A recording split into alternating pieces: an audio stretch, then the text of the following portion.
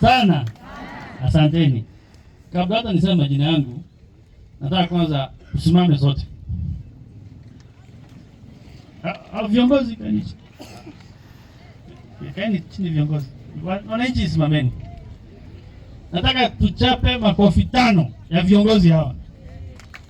1 2 3 4 5. Asanteni viongozi. Tunampenda.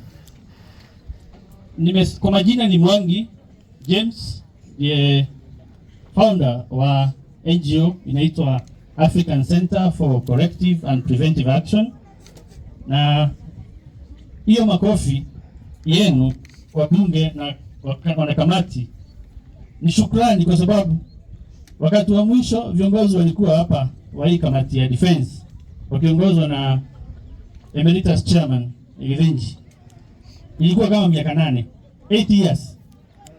Na katika hiyo miaka 8 kumepitishwa hizi DCAs. Walikuwa hataki kuja kusikiza nyinyi, wanapitisha tu vitu bila heshima yenu. Lakini hao wamempea heshima. Hiyo ni sawa. Pigeni makofi tena. Asanteni sana. Jambo la kwanza, wanakamati, NGO yetu ndio imeunganisha hao watu.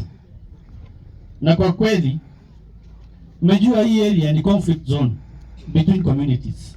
Wamasai, Wakikuyu, Wameru. Lakini leo tuko na jamii zote hapa. Wamasai wanasalimia na Wakikuyu, Wakikuyu wanasalimia na Wameru. Hiyo si ni sawa? Si ni umoja? Na sio mambo ya peace inapatikana. Asanteni sana viongozi wa komiti. Nataka msimame haraka sana muonekane na viongozi wa bunge. Msimameni nyote, kina Kionjore, akina Seituk. Asanteni. Kujeni hapa mbele. Mko na heshima. Kujeni, lakini hakuna mtu anaongea, ni kusalimia tu. Muonekane na mtambuliwe. Viongozi wote, Mama Alan.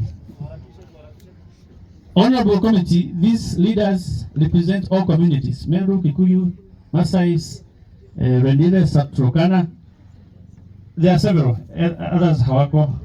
Kila jamii imewakilishwa. Na ndio maana hii project imekuwa successful. Hata our progressive judiciary iliweza kuwatunukia hiyo awadi ya kwamba waweze kuwa compensated because their crimes were genuine. Asanteni sana, kaeni. Ningetaka pia kushukuru administration. Administration tumekuwa na nyinyi. Lakini chairman, tuliumizwa. Hiyo utawala mwingine ulikuwa walishika hao wazee wakaweka ndani. Huyo chairman umeona Kinjori na Seituku waliala pale Nanyuki police station. Si ni kweli? Kwa sababu wanauliza ni kina nani hao wanataka kutisha British Army? Who are they? Lakini tukamwambia sisi kama NGOs hatutambui hiyo. Kenya ni huru. Tuko na katiba mpya yenye waheshimiwa mlipigiana. Mheshimiwa Hassan amekuwa katika hii struggle miaka mingi. Tuko na historia yake. Hata alikuwa exiled na hizo serikali za nje. Mheshimiwa Hassan, tunakushukuru sana. You have paid severely kwa hii nchi. Lakini ule utawala uko hapa, tumeona cooperation. Wakati Mheshimiwa Rais aliweza kuingia kwa ofisi ya president, Bwana Chairman, I want to say the truth here.